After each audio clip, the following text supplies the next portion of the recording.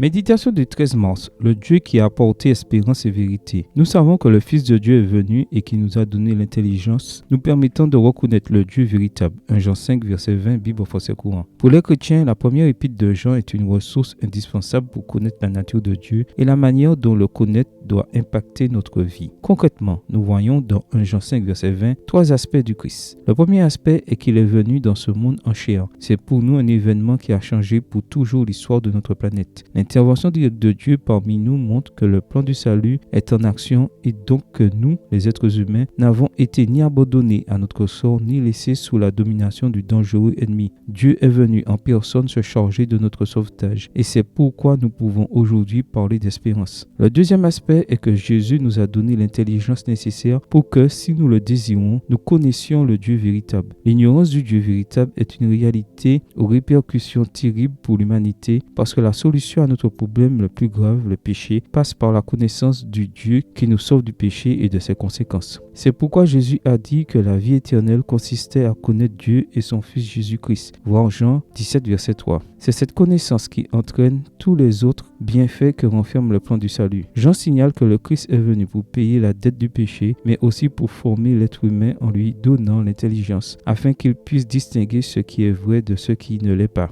Dieu de Satan. Dès que Jésus est venu dans ce monde, les ténèbres de l'ignorance et de l'erreur n'ont plus régné parce qu'il éclaire tous ceux qui le veulent par la véritable sagesse. Le troisième aspect est que le Dieu véritable est celui que nous pouvons connaître par l'intermédiaire de Jésus-Christ. Une fois que nous connaissons la vérité et la voie pour y arriver, assurément, elles nous mèneront à la vie. Ne nous laissons pas tromper par les idoles qui essaient d'occuper la place de Dieu dans notre vie, parce que nous sommes déjà avec le Dieu véritable, Jésus-Christ. Jean dit que nous savons, c'est-à-dire que nous qui sommes nés de nouveau, ne doutons pas de l'œuvre du Christ, car nous avons ressenti son pardon et son amour. La différence que cela a fait dans notre vie apportera aussi l'espérance aux autres. Amen. Bonne journée à vous et que le Seigneur vous bénisse.